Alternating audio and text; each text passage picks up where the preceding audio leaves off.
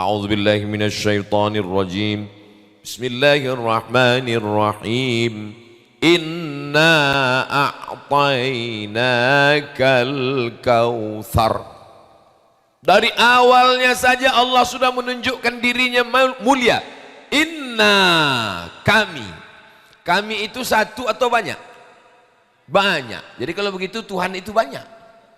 Qul huwallahu ahad, esa, tunggal, tak berbilang. Lalu kenapa dia gunakan inna? Inna itu maknanya dua. Inna menunjukkan agung dan mulia, inna menunjukkan banyak. Kami rombongan dari Bapak Ratu Dewa. Kami memang ramai rombongannya, tapi ada seorang raja berdiri di depan rakyatnya dan dia berkata, kami berdiri di sini. Yang berdiri sendiri. Lalu kenapa dia katakan kami? Kami itu maksudnya untuk mengagungkan, memuliakan dirinya. Maka ketika Allah dalam Al-Quran mengatakan inna, bukan banyak, karena Allah itu satu, tunggal, la ilaha illallah. Lalu apa makna inna? Litta'zim, Allah mengagungkan dirinya. Kenapa dia membesarkan dirinya? Karena ada sesuatu yang besar yang dia berikan. Apa dia? Inna a'taina ka. Dua kali dia ulang. Inna. Yang kedua, a'taina, kami. Dua kali. Biasanya at-tikrar lit-taukid, diulang untuk penekanan makna. Kami, kata Allah. Sekali lagi, kami. Yang ketiga dia katakan ka. Ka di situ adalah Sayyidina wa maulana wa syafi'ina wa zuhrina Muhammad sallallahu alaihi. Inna a'tainaka, kami sudah memberikan kepada engkau ya Muhammad. Apa yang diberikan Allah? Al-Kautsar. Kami sudah memberikan kepada engkau Al-Kautsar. Apa itu makna Al-Kautsar? Yang pertama, nikmat yang besar. Yang kedua, nama sungai di surga. Yang ketiga, nama telaga di akhirat. Orang minum di situ tidak akan haus untuk selamanya. Dan kebetulan di depan saya pun ada juga telaga itu yang sedang mengalir. Kalau Tuhan pergi ke Mekah, belikan saya buah kapulaga. Sudah lama saya ceramah, baru inilah berhadapan dengan telaga. Telaga Al-Kautsar. Siapa yang minum di telaga itu, la yazma'u fiha abada, dia tidak akan haus untuk selamanya. Siapa yang mau? Silakan. Nanti di akhirat. Inna a'taina, kami sudah memberikan kepada engkau Al-Kautsar, nikmat yang besar. Nikmat itu baru terasa besar kalau dia hilang. Ini kelingking. Apalah arti kelingking? Kita menyepelekan kelingking. Kapan kita merasa nikmat kelingking ini besar? Waktu telinga gatal, kelingkingnya luka. Mau dimasukkan jempol, terlalu besar lubang telinga. Maka betul kata saya, kalau datang makanan nih hilang gaji, lupa saya. Inna a'tainakal kautsar, kami sudah memberikan engkau nikmat yang besar. Maka nikmat-nikmat ini semua kita syukuri. Alhamdulillah. Dulu Ustaz Somad datang kemari, tanah ini rata, tak ada apa-apa, hanya masjid saja. Sekarang di belakang ada asrama 2 lantai, ada kelas, ada ini, ada Ka'bah di belakang. Insya Allah tempat anak-anak manasik haji dan umrah, mudah untuk mengajar. Maka nikmat Allah yang besar. Inna a'tainakal kautsar. Kalau sudah Allah memberikan nikmat yang besar, Allah minta balas nikmat ini dengan dua. Yang pertama, fasalli li rabbika, salat. Salat itu maksudnya balas nikmat Allah dengan amal badan. Tegak, ruku, i'tidal, sujud, duduk antara dua sujud, sujud lagi, tasyahud, salam. Ini amal badan. Kenapa yang disebutkan di situ salat? Kenapa tidak umroh? Kenapa bukan tawaf? Kenapa bukan sa'i? Kenapa bukan haji? Kenapa yang disuruh sholat? Karena tiangnya adalah sholat. Saya sebetulnya menyapa semua jamaah, tapi kalau saya tidak sanggup menyapa semua, cukup sapa ketuanya saja. Yang saya hormati Bapak Ratu Dewa, cukup. Begitu juga dengan ibadah. Ibadah itu banyak ibadah. Tapi kenapa yang disebutkan satu? Ketuanya saja. Fasalli, sholat. Yang lain itu ngikut. Ini tenda ini bisa berdiri tegak kan ada tiang. Kalau tak ada tiang, na'udzubillah, mudah-mudahan selamat sampai habis acara. Saudara yang dimuliakan Allah Subhanahu wa taala, as-salatu imaduddin, salat tiangnya agama. Makanya ibu kalau punya suami nggak salat berarti selama ini tidur sama babi hutan. Bapak kalau selama ini punya istri nggak salat berarti ternyata istrinya genderuwo. Nyi blorong sundel bolong mak lampir suster ngesot. Jangan heran anaknya tuyul. Mudah-mudahan suaminya soleh-soleh semua. Ya Allah, suami-suami yang belum sholat, bukakan pintu hatinya sholat ya Allah. Banyak juga yang nggak sholat ini. Perkara pertama adalah sholat. Aku beri engkau nikmat nyawa, aku beri engkau nikmat hidup, aku beri engkau nikmat makan, aku beri engkau nikmat sehat. Aku tidak minta banyak darimu, aku cuma minta engkau sholat. Fasalli. Karyawan pergi pagi pulang petang, lembur tunggang langgang lintang pukang, meninggalkan anak istri pergi ke tengah laut samudra pengeboran minyak. Hanya untuk apa? Hanya untuk dapat gaji. Tapi orang yang dikasih hidup, yang dikasih nyawa, yang dikasih iman, Allah tidak minta banyak. Allah cuma minta fasalli, salat. Nanti datang ke kantor, siap. Jam 6, siap. 5.30 sudah duduk depan kantor. Tapi kalau Allah yang memanggil, ayalas salah.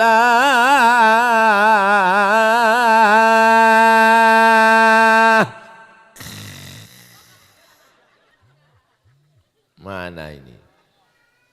Wudhu jam 3. Wudhu jam 3 sore. Istrinya bertanya, abang wudhu apa? Belum azan asar lagi bang. Terlambat abang, belum zuhur dek. La haula wa la quwata illa billah. Inna a'tainakal kautsar. Allah cuma minta balasan. Fasalli, salatlah li rabbika. Lalu setelah itu apa kata Allah yang kedua? Allah cuma minta dua. Yang pertama fasalli, yang kedua wanhar, berkurbanlah. Dalam ayat ini dua amal yang mewakili semua ibadah. Satu amal badan, sholat. Satu amal harta, berkurban. Amal harta itu berapa Pak Ustadz? 7. Zakat, wakaf, infak, sedekah, wasiat, hibah, ghanimah. Zakat, wakaf, infak, wasiat, hibah, ghanimah. Ingat baik-baik karena ini akan masuk dalam UAS ujian akhir semester. Kenapa tidak ada kurban di dalam? Karena kurban paling ringan, seekor kambing 2.500.000. Karena kita udah lama berkawan, sebetulnya tinggi. Dibagi 360 hari. Satu harinya cuman hitung sendiri dah. Tak sampai 10.000. Itu kecil ibadah. Allah minta wanhar, berkurbanlah. Allah tak minta banyak, balas nikmatku ini dengan berkorban. Hanya 2,5 juta seekor kambing. Tapi rupanya,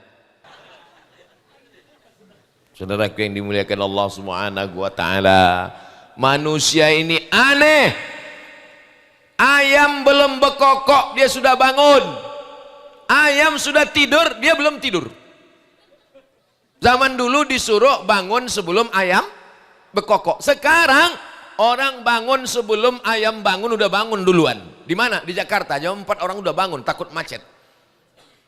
Langsung berangkat kerja, macet, nggak sholat subuh. Zuhur, meeting. Sampai asar, akhirnya jamak, qadha. Maghrib, pulang, macet, isya, makan, tertidur. Sholat tinggal, anak tinggal, bini tinggal, duit yang dicari tak seberapa. Begitu duit sudah bertumpuk di rekening bank, ternyata duit itu cuman sebentar di rekening. Kenapa? Tak lama sesudah itu langsung datang sakit pinggang, naik ke atas jantung koroner, naik ke atas hidung tersumbat, naik ke atas sakit kepala, turun ke bawah asam urat, naik dikit asam lambung, naik lagi asam sulfat. Apa yang mau dibawa hidup ini? Ternyata duit itu dibawa ke rumah sakit, duit itu sebentar numpang di rekening, diambil oleh dokter spesialis. Datang dokter spesialis membawa senter kecil, buka mulutnya Pak, 5 juta.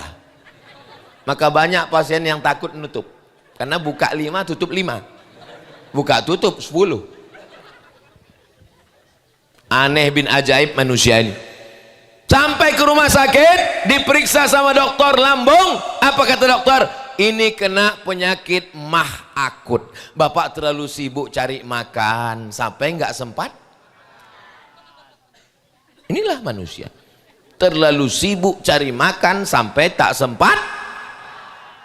Kenapa Ustaz tiba-tiba ingat makan? Ku tengok santri udah bawa plastik tadi. Saudaraku yang dimuliakan Allah Subhanahu wa taala. Tak lama kemudian datang malaikat maut mencabut nyawa, mati. Dinyanyikan orang, janganlah mau disanjung-sanjung, engkau digelar manusia agung. Sadarlah diri, tahu diuntung, jasad terbujur, keranda diusung. Rumah besar, megah, miliaran, lantainya dari Itali, arsiteknya dari ITB. Begitu kita mati jam 8 malam, jenazahnya di kamar atau di ruang tamu? Yang meninggal jam 8 malam, jenazahnya kan dikuburkan besok pagi. Malam itu jenazahnya di kamar atau di ruang tamu? Di ruang tamu. Belum dikuburkan kita sudah di ruang tamu. Paling istri nangis waktu tamu datang. Begitu tamu datang, tamu pergi, tenang lagi. Datang tamu, begitu tamu pulang jam 1, dia tidur di kamar, kuncinya pintu. Kita tinggal di ruang tamu. Jangan undang Ustaz Somad ini lagi, ini provokator, merusak hubungan kita bang. Saya bukan mau merusak hubungan kalian besti. Saya cuman mau kita berpikir. Surat mobil STNK BPKB, nama kita diganti, dibawa STNK BPKB ke kantor Samsat. Tolong ganti Pak, ini nama meninggal kemarin. Kenapa diganti? Karena polisi tak mau menangkap almarhum. Surat tanah diganti di BPN, Badan Pertanahan Nasional, jual balik nama. Karena yang bayar pajak cuman orang hidup, orang mati belum, nggak tahu tahun-tahun ke depan. Saudaraku yang dimuliakan Allah Subhanahu wa taala. Yang tinggal hanya kenangan saja. Apa kata orang? Itu pondok pesantren Al-Kausar itu dulu adalah jamaah, itulah yang akan menjadi kenangan. Tapi kita juga akan dikenang orang.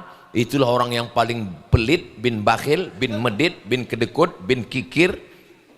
Mudah-mudahan Allah memberikan kita kelapangan hati untuk berbagi insyaallah. Amin ya rabbal. Inna a'tainakal kautsar. Setelah kau dapat nikmat yang besar, balas dengan 2. Fasalli li rabbika wanhar. Adapun yang urusan ketiga jangan kau urus. Inna syani'aka huwal, musuh-musuhmu, tetangga yang selalu mengejekmu, kawan yang selalu mengkomenmu di Facebook, yang selalu mengolok-olokmu, tak usah kau pikirkan, tak usah kau urus, itu urusan Allah. Inna syani'aka huwal abtar. Urusanku di awal, urusanku di ujung. Coba tengok susunan ayat ini, indah sekali. Dua urusan Allah, dua urusan kita. Urusan Allah biar dia yang ngurus, urusan kita urus. Jangan mengurus urusan Allah. Urusanku dua. Yang pertama, inna a'tainakal kautsar. Yang kedua, inna syani'aka huwal abtar. Indah susunan ayatnya. Urusanmu dua, salat, sedekah. Fasalli li rabbika wanhar. Ini sekarang banyak orang mengurus urusan Allah, urusan dia tidak dia urus. Yang kau urus itu salat, yang kau urus itu sedekah. Ini sekarang diurusnya urusan Allah. Ada orang ngejek dia, dibalasnya. Kenapa kau tak serahkan pada Allah? Allah itu udah banyak kali kerjanya Pak Ustadz. Jadi biar kuringankan sedikit. Apa ini? Fasalli salatlah, wanhar berkurbanlah, bersedekahlah, berinfaklah, berwakaflah. Adapun musuh-musuhmu tak usah kau urus, tak usah kau pikirkan. Kalau kau sibuk memikirkan musuhmu, dia jahat, dia perampok, dia kafir, dia murtad, dia munafik, dia tidak layak berada di pikiranmu yang suci dan bersih. Orang-orang yang memusuhi kita, mengejek kita, membuli kita, coba bayangkan, kita tak ingat dia, kita tak kenal dia, tapi dia mengingat kita pagi, petang, siang dan malam. Kan nikmat sekali hidup kita itu. Kita nggak kenal dia, kita nggak tahu dia, dia mengingat kita, membuat fake account, membuat meme, membuat gambar-gambar untuk mengolok dan mengejek. Serahkan saja pada Allah. Inna syani'aka huwal abtar. Ibu kalau punya tetangga, kawan yang selalu ngejek, membuli, bacakan ayat ini. Inna syani'aka huwal abtar. Saudaraku yang dimuliakan Allah Subhanahu wa taala, jangan lupakan Al-Kautsar, nikmat yang besar